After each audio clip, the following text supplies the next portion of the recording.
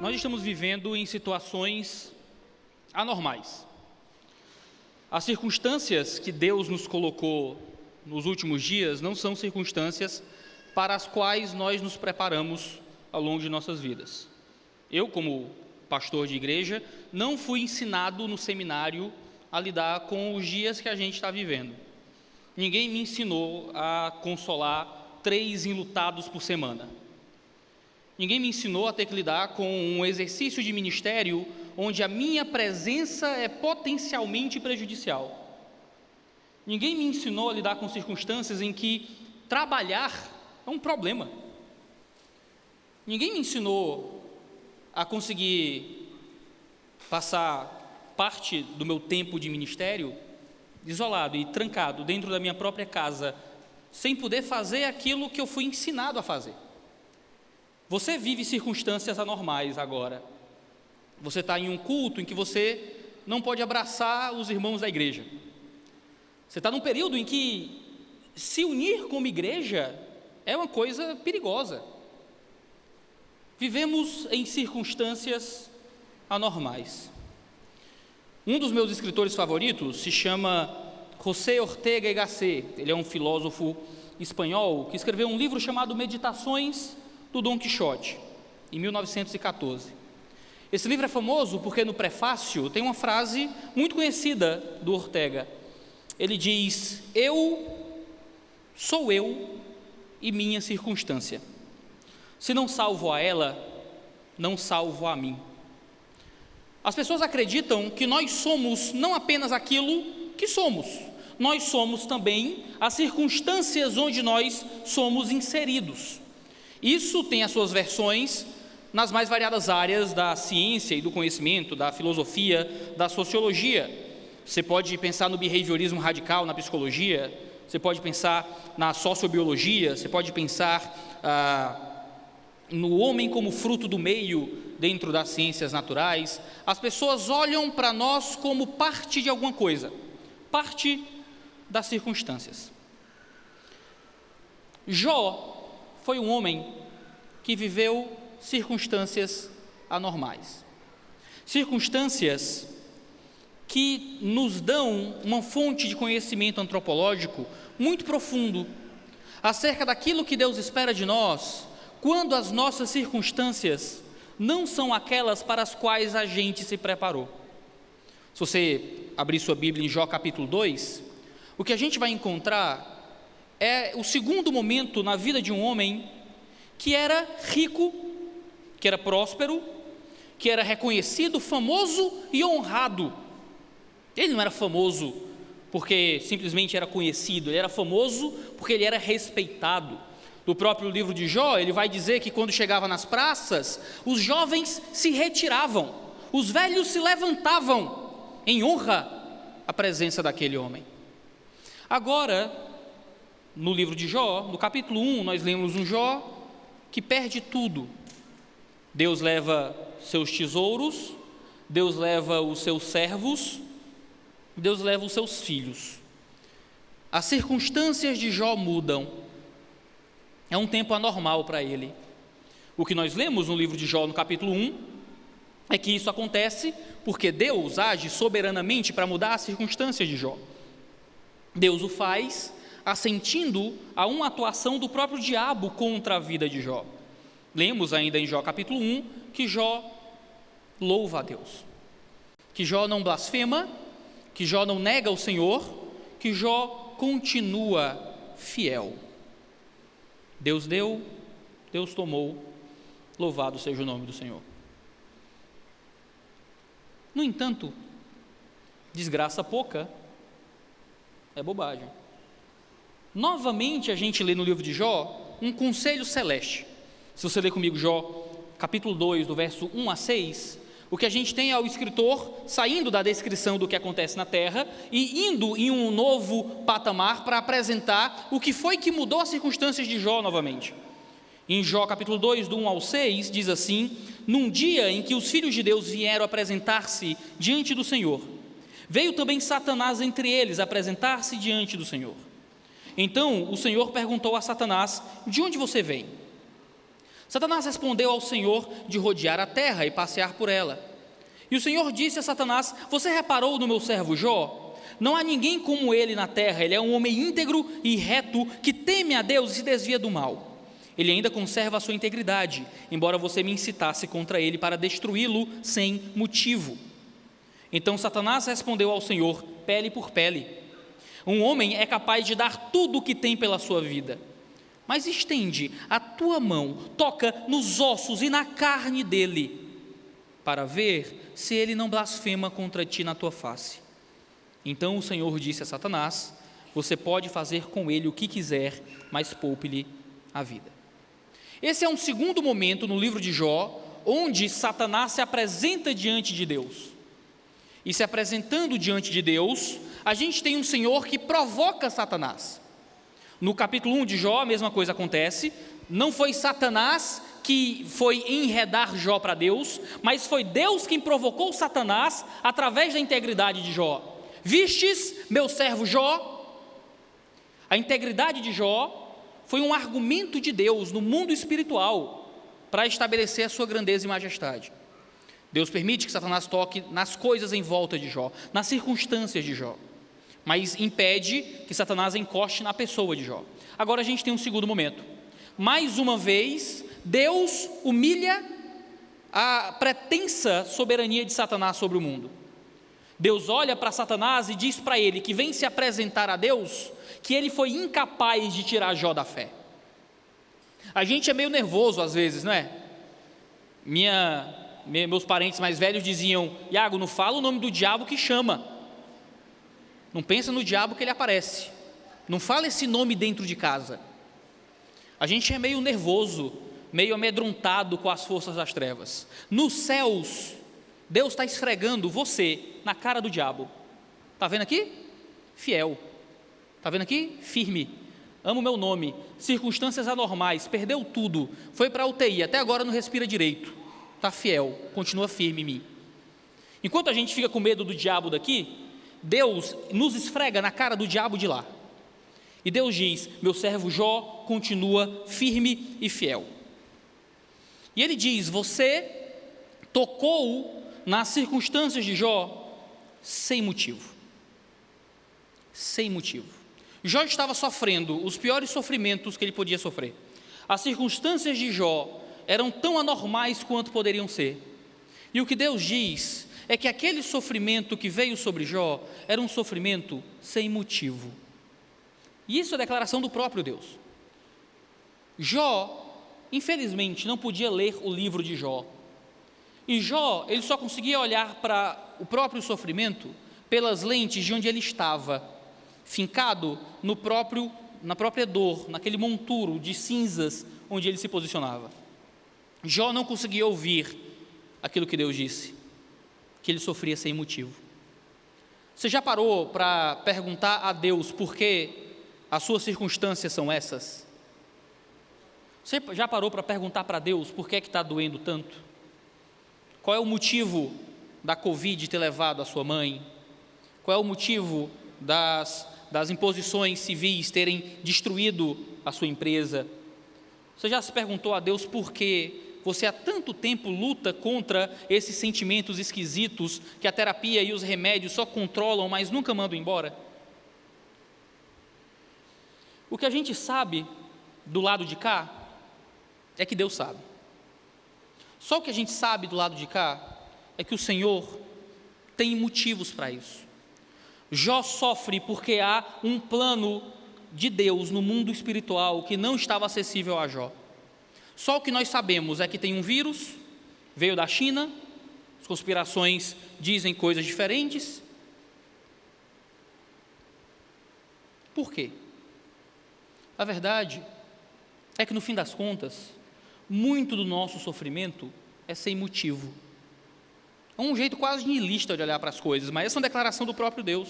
Jó sofreu sem motivo. Às vezes a gente sofre com motivo. Se você é um namorado babaca, você vai perder a namorada e a culpa é sua. Se você for um mau administrador financeiro, sua empresa vai falir e você não tem a quem culpar. Se você enche sua lata de cachaça, você vai virar um dependente químico e quem começou esse processo foi você. A culpa é sua, do seu sofrimento. Mas quando um vírus toca pessoas que se trancaram em casa, quando a economia da empresa que você cuidou com tanto carinho, a economia em volta faz com que as coisas não possam ir bem. Quando você faz todo o tratamento direitinho, mas a doença só piora, o câncer volta, por que, Deus? E a resposta é que muito sofrimento não tem porquê. Eu estava num velório esse ano ainda, um irmão da nossa igreja morreu afogado. Um outro irmão estava lá com ele, viu tudo aquilo, tentou salvar o amigo e não conseguiu. Velório, aquele desespero de pessoas sofrendo, chorando, com saudade. A gente estava sentado, eu e o amigo que tentou salvar o colega. E eu dizendo, cara, eu não sei porquê. Eu sou pastor, eu devia saber porquê, né? A igreja me paga um salário para eu dar respostas. E a verdade é que tem respostas que a gente não pode dar. As pessoas morrem sem motivo. Eu não sei por que ele morreu. Eu pude abraçar o meu amigo, desculpem os protocolos de Covid, em velório eu abraço. Eu disse, cara, eu não sei por quê. Só o que eu sei é que Deus sabe. E isso é fé, não é? Não é assim que Hebreus 11 descreve o que é a fé? É a certeza daquilo que não se vê? É a prova de coisas que a gente não consegue muitas vezes provar? Eu não sei por que essa pandemia está levando tantos amigos e parentes. Eu não sei por que as circunstâncias da nossa vida estão tão anormais. Só o que eu sei é que Deus sabe. E se Deus sabe, eu me sinto seguro. Se o motorista sabe o caminho, eu não me preocupo quando eu estou no passageiro. Deus sabe. Eu não sei por que você passou por tudo que passou ao longo desse tempo. Eu não sei quais sofrimentos acompanham a sua vida, com pandemia ou sem pandemia. Só o que eu sei é que enquanto nós ficamos procurando motivos para tanta dor e sofrimento, nós deveríamos, na verdade, encontrar consolo, não em explicações racionais e lógicas para os problemas, mas numa explicação muito mais profunda, que cobra muito mais do nosso coração. Por mais que desse lado da eternidade pareça sem motivo, eu sei que do outro lado da eternidade há um Deus que sabe, e que talvez um dia Ele me explique, mas talvez não, talvez quando chegarmos diante dEle no último dia, Ele seja toda a resposta que a gente precise. E a gente não entendeu, mas por que Covid? Mas Deus, mas por que o câncer? Deus, por que a depressão? Quando a gente chega lá, os porquês se desamarram, porque nós já olhamos para aquele que é a única resposta que a gente precisa. No fim do livro de Jó, Jó não tem a resposta dos porquês. Ao fim do livro, Deus não aparece para explicar para Jó por que é que ele sofreu. Deus só aparece. E ouvir Deus e ver Deus foi o suficiente para Jó. Confiar naquele Deus que nós vemos pela fé é aquilo que vai nos manter firmes e fiéis em circunstâncias que não são normais. Satanás tocou nas circunstâncias de Jó, Jó continuou fiel, mas Satanás é orgulhoso, Satanás não pede desculpa, Satanás não volta atrás, Satanás dobra a aposta.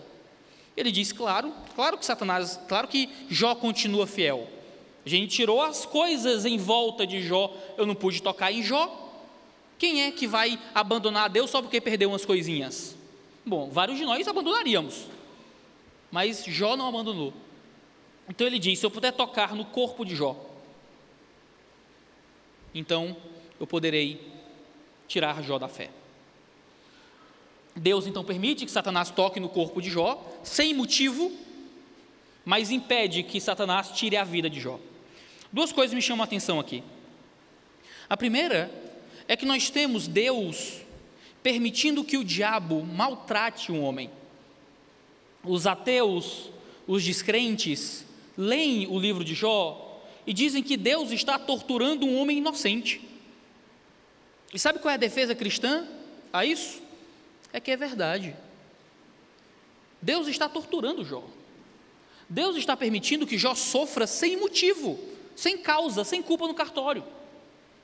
Deus permite o sofrimento do seu servo mais fiel, justamente para que esse servo fiel consiga ter e exercer um tipo de perseverança que comunica algo para nós hoje. Ao lermos sobre a paciência de Jó, em circunstâncias tão terríveis, nós somos motivados à nossa própria paciência. Jó foi um pequeno paradigma daquilo que Cristo seria mais à frente. Um Deus que tortura o seu filho perfeito, que mata o seu filho, para que ele seja o paradigma da nossa própria salvação, onde o Filho de Deus recebe os nossos pecados sobre o seu corpo e é morto, é moído pelo próprio Deus. O Deus que agradou-se de moê-lo, usa isso como um instrumento para a nossa própria salvação. Deus tortura Jó. E um homem fiel, honesto, justo. Deixa eu dizer isso da forma mais cuidadosa que eu posso, tá? Isso muda a forma como eu me enxergo dentro daquilo que Deus está construindo na história. Eu não sou o umbigo do universo. Eu não sou o motivo e o plano máximo da atuação de Deus no mundo. Deus não poupou seu próprio filho, como me poupará de dores e sofrimentos nessa vida? A gente imagina que Deus está nos céus olhando para nós apaixonado como uma paixão romântica de um adolescente que olha e quer nos proteger de toda e qualquer dor. Quando na verdade nós temos um Deus que nos coloca em dores inimagináveis, que deste lado da eternidade são sem motivo, justamente para manifestar a sua glória e cumprir planos que a gente não conhece, coisas que a gente não sabe. Os homens deste mundo vão tentar convencê-lo que a coisa máxima que você pode experimentar nessa vida é a felicidade. O que importa é ser feliz. Vão tentar te convencer que a satisfação dos prazeres físicos é aquilo que há de melhor, que você vem para a religião, que você encontra Jesus e você vai ser feliz, que você vai vir para a fé e tua depressão vai acabar, que o teu casamento difícil vai se resolver quando você encontrar essa salvação. Não! Você vai vir para a fé e às vezes vai ser mais difícil. Você vai vir para a fé e às vezes Deus vai te torturar. Você vai vir para a fé e às vezes você vai ser perseguido pelos seus da sua casa. Você vai vir para a fé e você vai ficar mais triste, porque você passou a vida anestesiando o seu coração com droga, com bebida, com entretenimento, com balada, com sexo, e agora você é obrigado a olhar no espelho da palavra e ver de forma crua quem você sempre foi e a quem você se tornou. Se você quer uma religião para ser feliz, disse o C.S. Lewis, procure terapia. Se você quer uma religião para ser feliz, compra algum artigo mercadológico aí. Se você quer ser feliz, vai para a praia. Se você quer salvação, aí a gente começa a conversar. Claro, às vezes a fé vai resolver problemas em nós, que vai nos dar uma felicidade que suplanta todo o entendimento. Mas eu não olho para o livro de Jó e vejo Jó feliz. Eu vejo Jó perseverante. Às vezes, Deus vai arrancar de nós as circunstâncias de alegria para dar a nós coisas muito maiores, muito melhores, muito mais valiosas, coisas que a gente não vê ainda desse lado da eternidade, mas que vão se manifestar eternamente e para sempre na glória de Cristo que se dará em nós. Se você vem para a fé e você vai embora quando as coisas ficam difíceis, você não entendeu que nós adoramos um Deus que foi morto, que o Salvador não veio para esse mundo para simplesmente conquistar o mundo como um líder civil, para conquistar o mundo como alguém que veio para distribuir prazeres a nós de toda forma.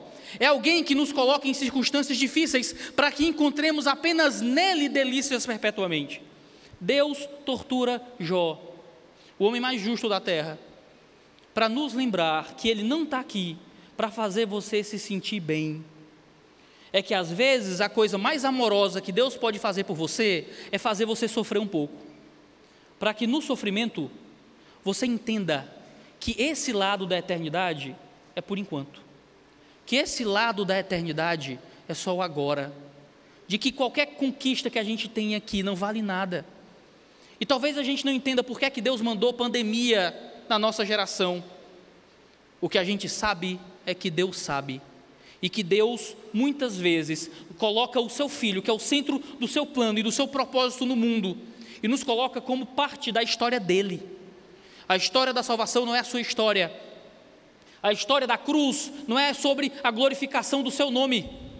A obra da cruz é sobre um Deus que está disposto a nos fazer sofrer, para que nós possamos encontrar do outro lado da eternidade a verdadeira alegria, que não está aqui, não está depois da pandemia, não está na recuperação financeira, não está enquanto você casar, não está enquanto você sair de casa, não está quando você terminar o financiamento.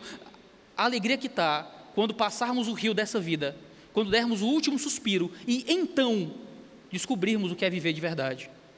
Vivemos por enquanto, em circunstâncias muitas vezes anormais, esperando aquilo que Deus vai de fazer em nós para sempre. Agora, uma segunda coisa que me chama a atenção aqui é que Deus impede parte da atuação de Satanás.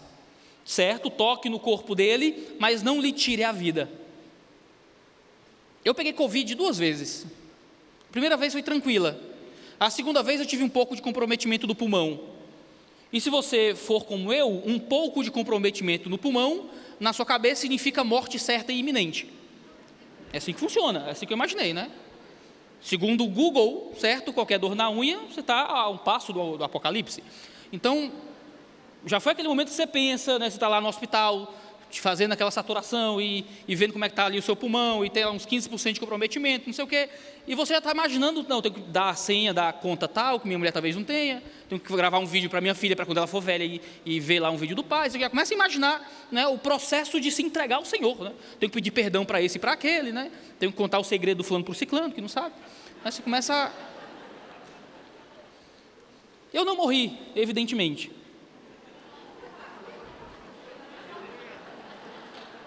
Alguns colegas morreram, parentes de amigos morreram. O grupo no WhatsApp da minha igreja, esse ano, parecia um obituário. Dia sim, dia não, morria o parente de alguém. Dia sim, dia não, morria o vizinho de alguém. Deus permitiu que Satanás tocasse em nós. Mas veja, Deus não permite que Satanás toque em nós sem limitações. Eu peguei Covid, Deus permitiu que Satanás me desse Covid. Deus não permitiu que Satanás me matasse por Covid. Deus permitiu que Satanás tocasse em você, de alguma forma, durante esse tempo, talvez. Ou não, ou talvez você viveu uma redoma de segurança inacreditável, e você não adoeceu, você não pegou a peste, você não faliu, a sua vida financeira melhorou, talvez. Veja, a gente passa por muitos males, por muitos sofrimentos, e o sofrimento tem um poder de atrair toda a nossa atenção. Eu peguei Covid, aquilo é tudo que eu podia ver. Eu perdi dinheiro, e aquilo é tudo que chama a atenção para mim. Mas veja, quantas áreas da nossa vida continuaram protegidas por Deus, enquanto Ele permitia que Satanás tocasse em outras áreas. Deus levou minha saúde, meu casamento está bem, minha filha está saudável. Deus levou, talvez, o seu dinheiro, mas a sua saúde está aí, você está vivo aqui. Talvez você ainda esteja com dificuldade para recuperar o pulmão, talvez você esteja assistindo aí de casa, na transmissão online, ainda tendo que fazer fisioterapia pulmonar, você está vivo. Deus ainda limita a atuação do diabo sobre nós. Deus trabalha através do trabalho do diabo, e isso é uma das coisas mais loucas do livro de Jó. Porque Deus não toca diretamente em Jó, Deus libera para que Satanás toque em Jó, como se Satanás fosse um cachorro furioso, mas que ainda continua na coleira de Deus. Deus opera em nós através do mal que Satanás tenta operar em nós e não consegue, porque somos mais que vencedores. Essa não é a linguagem paulina? Somos mais que vencedores como? É porque a gente vai ganhar todas as bênçãos desse mundo? Eu sou mais que vencedor, então vou conseguir passar no Enem. Eu sou mais que vencedor, vou conseguir pagar a entrada da casa própria. Eu sou mais que vencedor. Quando Paulo diz que somos mais que vencedor, como?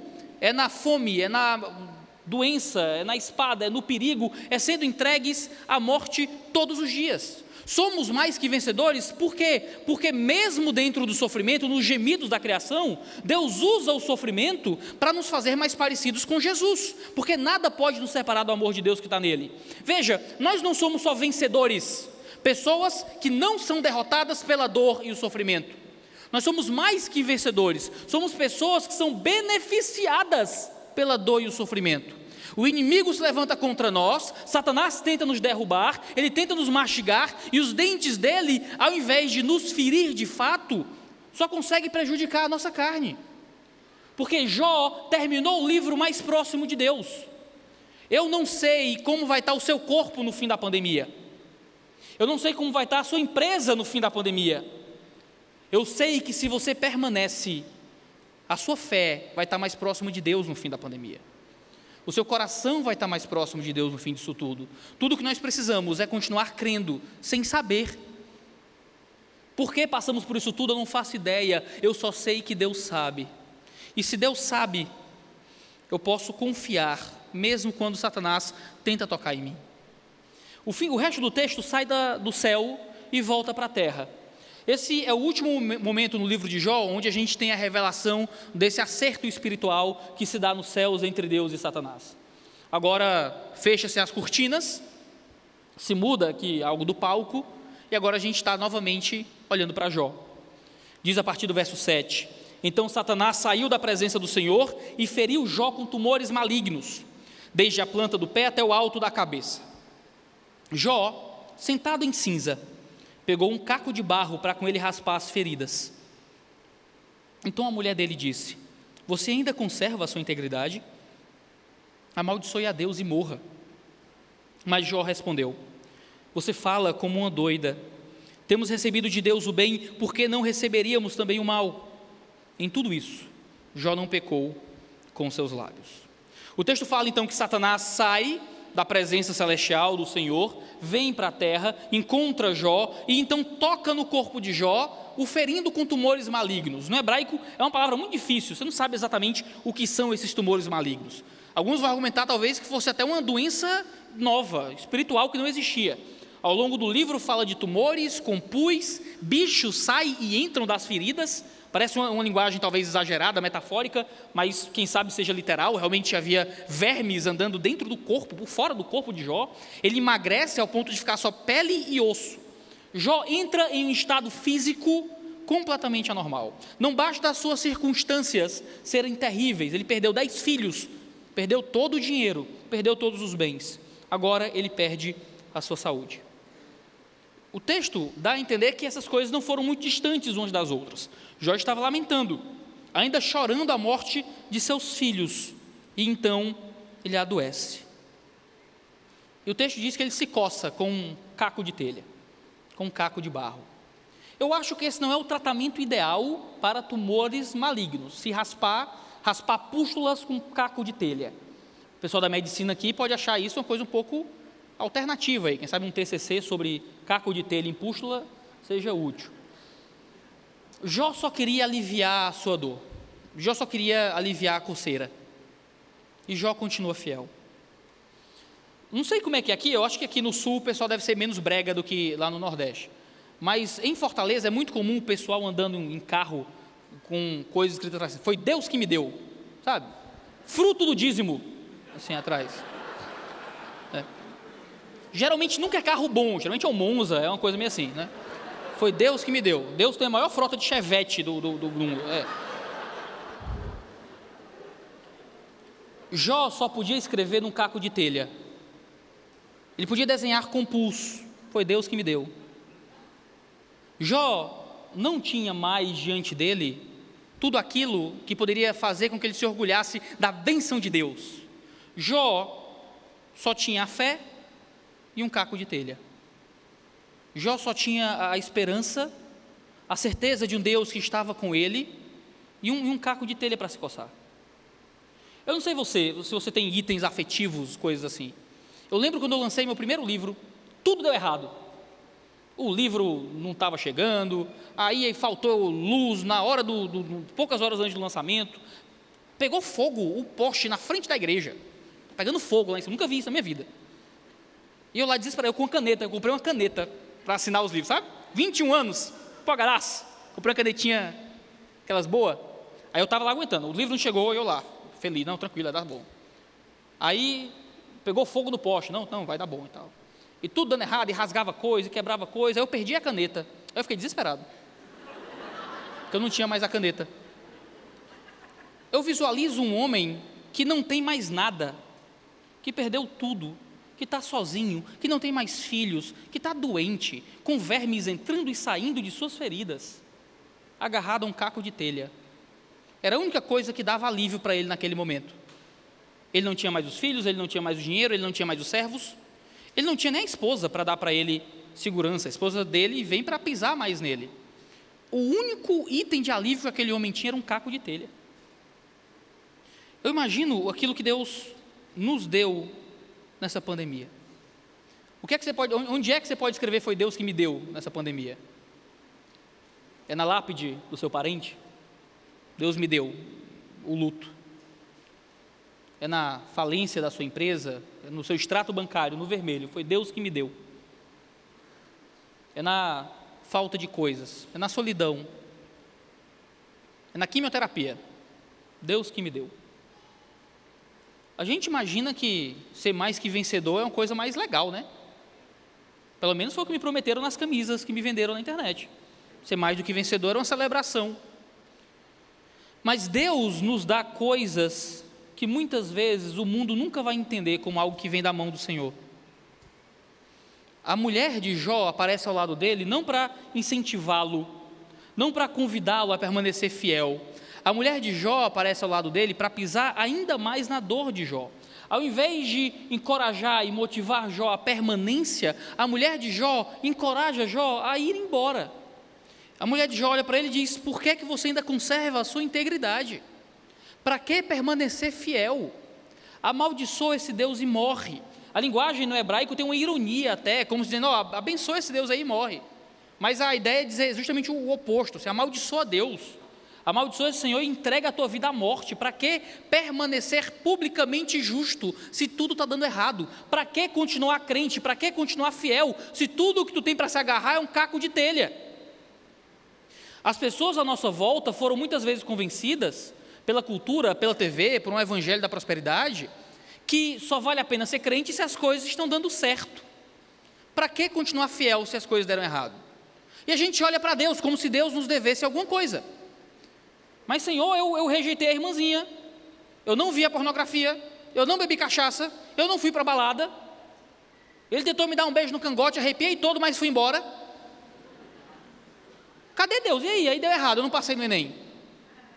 E aí Deus, deu errado, eu não peguei o emprego. O descrente pegou a minha vaga. Cadê Deus? Eu pensei que a gente tinha um negócio aqui, eu era fiel, eu não fazia as coisas erradas, eu não transava antes do casamento, eu não enchia a cara de cachaça e minhas coisas iam dar certo. Mas desculpa, eu nunca li isso nos evangelhos. O que eu encontro é o homem mais justo do mundo, torturado pelo Deus vivo. O que eu encontro é Jó sofrendo o fato da sua esposa olhar para ele e convidá-lo à morte. A pessoa a quem Jó, em tese, mais tinha o coração aberto. A pessoa que mais tinha acesso aos sentimentos de Jó. Veja, uma coisa é receber oposição de pessoas que você não conhece, é levar um xingamento no trânsito. Outra coisa é sua mulher, é o seu marido lhe incentivando a descrença. Jó ouve isso e Jó permanece. A esposa de Jó aparece como uma aliada do diabo e ele briga com a esposa por Deus, em uma situação em que tudo o que Jó precisava era dos cuidados de quem estava em volta. Jó precisa permanecer fiel contra quem está em volta. Não foi isso que Jesus disse nos evangelhos? De que muitas vezes o inimigo vai ser o da própria casa, de que aquele que amar a sua família mais do que me ama não é digno de mim, de que muitas vezes as oposições vão vir em circunstâncias tão próximas de nós, na nossa própria casa, quando não temos pais crentes, quando não temos às vezes marido ou esposa crente, quando nossos filhos abandonam a fé, quando nosso irmão é descrente, e quando a gente enfrenta batalhas espirituais, o que a gente tem é aquela velha pergunta: cadê teu Deus? Irmãos, a certeza que temos é que Deus está nos céus, soberano, continua olhando para cada detalhe do universo. Deus continua sustentando, pelo poder de sua voz, o mundo em pandemia. Estamos em pandemia e Deus continua trabalhando. Deus não está dormindo e nós estamos esperando o fim da hibernação do Senhor. Deus continua ativo, controlando o mundo com o poder de sua voz. Deus não se esqueceu, podemos não saber porquê, sabemos que Deus sabe. Há um contraste muito claro aqui entre a terra e o céu. Na terra, a gente tem uma mulher zombando de Jó, não vale a pena ser fiel, amaldiçoa Deus e morre. Nos céus, nós temos o próprio Deus dizendo: viste o meu servo Jó, fiel e íntegro, permanece.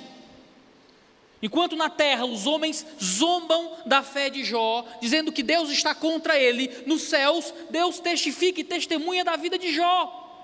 porque é isso que nós vivemos exatamente hoje, porque nós não conseguimos ver a salvação, porque nós não temos exame de sangue para provar que somos salvos. Se bater um raio-x do teu corpo inteiro, fazer uma ressonância do crente e do ímpio, é igual. Não há nada que nos marque como aprovados por Deus, só o que nos marca é o Espírito dizendo ao nosso Espírito que somos filhos, são as nossas obras, é a nossa vida, é aquilo que a gente manifesta como igreja, é o amor, é o perdão, é a graça, é a misericórdia, são os frutos que evidenciam a realidade da fé. Nós não podemos ver Deus nos aprovando diariamente, mas nós podemos crer.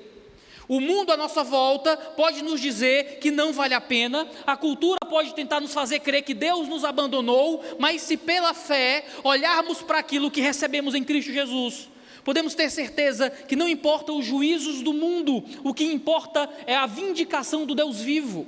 O que importa é que no último dia, ainda que o mundo nos despreze, ainda que desconfiem, ainda que nos façam crer que o sofrimento significa reprovação de Deus, quando chegarmos lá, o Deus que sofreu vai poder olhar para nós, olhar para o seu Pai, apontar e dizer: esse é meu, esse é meu, esse sofreu e sofreu comigo.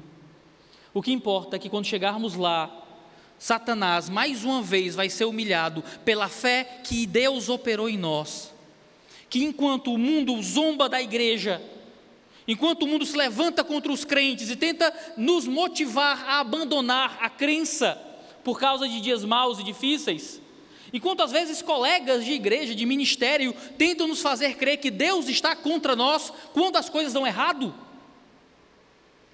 Deus está nos céus, nos chamando de filhos, nos protegendo de algumas atuações do diabo, abençoando a nossa vida através de sofrimentos que Ele permite que o diabo nos dê.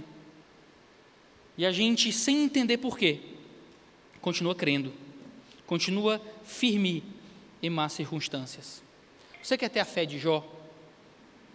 Entenda, o bem e o mal vêm da mão de um Deus soberano. Se a gente recebe o bem, por que rejeitaríamos o mal? Nós vivemos vários anos sem pandemia na nossa geração. Se nós louvamos o Deus quando Ele nos deu saúde, por que o rejeitaríamos quando Ele nos permite viver na doença? Deus nos deu talvez prosperidade financeira, talvez você não precisou se preocupar com a sua sobrevivência por algum tempo. E agora você vive no vermelho. E se você louvou o Deus que deu recursos, por que você rejeitaria Deus quando Ele os deixa? Quando Ele tira esse recurso de você, É o que Jó diz: recebemos o bem da mão de Deus, como rejeitaríamos o mal? Jó estava convicto que o mal veio da mão de Deus. Jó não tinha esse discurso mole de que não, Deus manda o bem, o mal é o homem, o mal é o diabo que dá uma rasteira em Deus e faz escondido. Não, o mal não o mal moral do pecado, mas o mal de circunstâncias difíceis, provém também da mão do Senhor. Deus mandou a pandemia, Deus mandou a doença, Deus mandou a desgraça sobre nós, Deus nos mandou circunstâncias ruins. Jó diz isso, não eu. E Deus diz: em tudo isso Jó não pecou com a sua língua. Jó tem um julgamento justo sobre o Senhor. Jó entende: foi Deus que me deu a doença. Eu adorei a Deus quando Ele me deu saúde. Eu vou continuar adorando enquanto eu raspo o meu corpo com caco de telha. Será que você está disposto a adorar a Deus quando as coisas não estão normais? Você está disposto a continuar adorando a Deus na UTI? Você está disposto a continuar adorando a Deus quando você perde alguém? Quando o teu filho está doente? Quando as contas não batem mais? Você adorou Deus quando as coisas estavam bem? Se você rejeita quando as coisas vão mal, o que é que você estava adorando de verdade? Se você adora a Deus quando você tem motivos de estar contente, e você o rejeita quando você começa a encontrar motivos para estar triste, no fim das contas, quem é o teu Deus? O teu Deus é a alegria, o teu Deus é o dinheiro, o teu Deus é a prosperidade, o teu Deus é a saúde? Ou o teu Deus é aquele que está sobre prosperidade e pobreza? Ou o teu Deus é aquele que está sobre a doença e a saúde? É por isso que Paulo diz que ele pode viver contente em toda e qualquer situação, porque tudo posso naquele que me fortalece. e tem a faixa na testa, tudo posso. E a gente acha que isso é porque eu posso fazer qualquer coisa, eu tenho a capacidade de conquistar os meus objetivos. Quando Paulo diz, posso viver fome ou fartura, posso passar por dias bons ou dias maus, saúde ou doença, tudo posso porque Ele me fortalece. Jó louvou a Deus quando Jó era rico, Jó louvou a Deus quando Jó era miserável, Jó louvou a Deus quando Jó era saudável, Jó louvou a Deus quando Jó era doente. Você pode louvar a Deus no ar-condicionado, igreja bonita, muito bonita, Lipão, igreja. Está tudo bem, transmissão online, tem um púlpitozinho, uma aguinha. Se tua circunstância de fé fosse um pouco diferente, porque até hoje, muitos cristãos se reúnem em cavernas. Na África ainda tem ambientes subsaarianos, onde os irmãos viajam 5 horas para encontrar uma igreja para poder cultuar. Cidades interioranas, no sertão central, que a pessoa congrega 2 cidades ao lado, não tem ar-condicionado, é quente. O microfone é uma porcaria, a caixa de som é do século XII. E se ficar ruim? Você continua firme, servindo, amando a igreja? Você bota o adesivo da igreja no carro? Quando o som está ruim, não tem grana para trazer pregador do Brasil todo. Tem o Zé das Couves, fez instituto teológico, nem seminário fez. Lê mais ou menos, prega mais ou menos, terno e gravata no sol quente, e você fica ali, queria que a igreja fosse mais, falta um avivamento, né? E se as coisas não vão bem? Se o casamento está ruim? E se as coisas, já não estão do mesmo jeito? E se o filho não se recupera?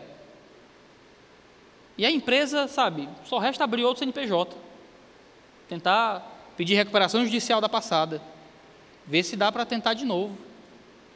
E a namorada vai embora e não volta mais. E aí? E aí que o câncer, depois de 4 anos, aparece de novo. Veja, se nós temos fé apenas nas circunstâncias em que tudo está bem, nós temos fé nas circunstâncias que estão bem. Se nós louvamos a Deus quando Ele nos dá coisas boas e rejeitamos nos outros momentos, então nós louvamos as coisas boas, nós não louvamos a Deus. A única forma de vivermos uma fé que é genuína e real é se nós vivermos uma fé no Deus que não muda, mesmo quando todas as circunstâncias estão se transformando. Deus é o mesmo Deus diante da pandemia. Deus é o mesmo Deus diante do luto e da doença e da dor e da morte. Deus não mudou nada. Por que o nosso relacionamento com Ele mudaria? Porque Ele mudou as nossas circunstâncias. Há um Deus poderoso, bom, que continua reinando sobre o mundo na pandemia. Jó tinha motivos para ir embora. Jó não pecou com sua boca, porque Jó era mais que as circunstâncias. Porque ele não era ele e as circunstâncias. Ele não precisou mudar ou salvar as suas circunstâncias para salvar a si. José Ortega y Gasset não sabia de nada. Nós temos um Deus que está acima das circunstâncias.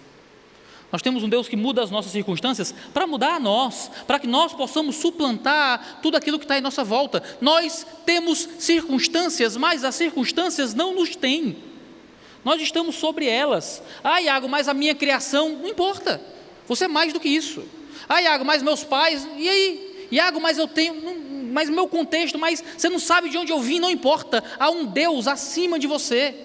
Há um Espírito Santo supratemporal. Há um Evangelho que se manifesta, que vem de fora da criação que seus pais lhe deram, que vem de fora dos traumas da sua infância. Existe um Evangelho que permite que você não seja definida pelo seu histórico de abuso. Há um Evangelho que vem de cima disso tudo, que permite que a sua fé lhe dê uma força que o mundo não entende, que quando olham para você e dizem, rapaz, agora ele desmonta, agora ele vai embora, e no teu leito de morte você está consolando os parentes, porque há uma fé maior que as circunstâncias. É engraçado que no fim do capítulo 2 do livro de Jó, as coisas parecem começar a mudar. A gente lê a partir do verso 11, até o fim do capítulo, verso 13, quando 3 amigos de Jó ouviram que todo esse mal havia caído sobre ele, vieram cada um do seu lugar. Elifaz, o Temanita, Bildade, o Suíta, e Zofar, o Naamatita, tinham combinado ir juntos quando esse dele e consolá-lo. De longe eles levantaram os olhos e não o reconheceram. Então ergueram a voz e choraram, e cada um, rasgando o seu manto, lançava pó ao ar sobre a cabeça. Sentaram-se com ele no chão durante 7 dias e 7 noites, e ninguém lhe disse uma só palavra, pois viam que a dor era muito grande. Parece que as circunstâncias de Jó vão mudar. A mulher de Jó está ali condenando Jó, mas os amigos vêm de longe, enxergam Jó, nem o reconhecem de tão deformado, choram com ele, gemem com ele, se condoem, vêm para consolar, choram, gritam, rasgam o manto, lançam pó para o alto. Passam uma semana sentados no chão, sem dizer uma só palavra, porque viram que a dor de Jó era enorme. E novamente é interessante a diferença do cenário na terra e nos céus. Os amigos lamentavam nas cinzas, Deus louvava aquele homem. Durante o sofrimento é sempre muito diferente aquilo que Deus vê e aquilo que o homem vê.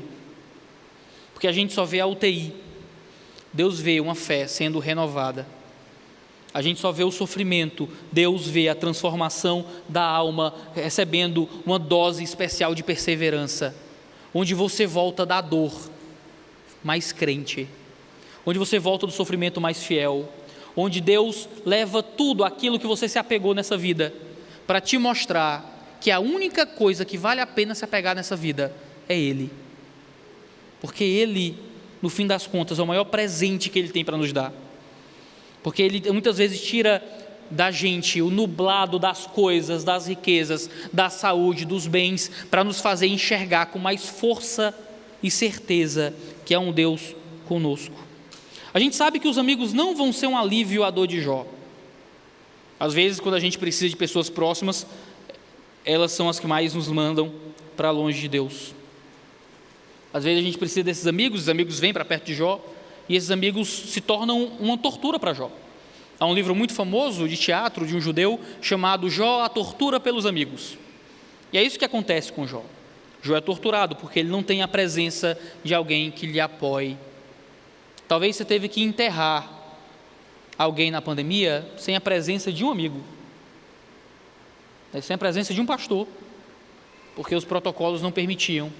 Você não tinha sequer quem te consolasse. Você teve que viver as circunstâncias, as duras circunstâncias sozinho. Sabe o que me dá esperança no livro de Jó? É saber que Jó, o justo que sofre, não era tão justo quanto o Cristo que eu adoro. Que Jó, o justo que sofre, sofreu muito pouco comparado com o Cristo que nos salva. E que ainda que Jó sofresse as circunstâncias que sofreu, Jesus venceu circunstâncias piores por nós. Jesus também foi tentado a largar a Deus. Jó foi pela esposa, pelos amigos. O próprio Satanás falou com Cristo no deserto, para que ele transformasse pedras em pães, para que ele pulasse do alto do deserto. Jesus também sofreu no corpo. Jesus venceu o pele por pele. O homem dá tudo pela sua própria vida, mas Jesus deu tudo pela nossa. Entregou a sua vida para que nós encontrássemos redenção. Jó foi íntegro para permanecer firme na fé, mas Jesus foi fiel para que nós pudéssemos ser aceitos na fé. Muitas vezes nós pecamos com os lábios, mas em Cristo, Satanás perde novamente e continua honrando, e Cristo continua honrando o seu sacrifício por nós. Se você olha para a fé de Jó e fica desesperado, e diz: eu não conseguiria viver como esse homem, eu não conseguiria fazer o que esse homem fez, eu não conseguiria ter a integridade desse homem em circunstâncias tão extremas. Veja, há um Cristo que conseguiu. Há um Cristo que passou por situações piores que a de Jó, recebeu tentações muito mais profundas que a de Jó, e foi muito mais fiel que Jó. E é nessa fidelidade que nós colocamos a nossa esperança. Não é na nossa capacidade de permanecer durante o sofrimento, mas na capacidade de Cristo Jesus, de enfrentando o sofrimento, ter aberto o caminho para que a gente só o siga. Hoje, o que nos cabe é unicamente crer no Cristo que sofreu, para que Ele nos permaneça e nos faça fiéis durante as circunstâncias. Você não continua porque você é melhor do que Jó. Você não continua porque você tem a mesma fibra de Jó. Você continua porque você tem a mesma fé de Jó. Eu não quero perguntar aqui quem é que tem coragem para permanecer durante o sofrimento, porque coragem eu não tenho.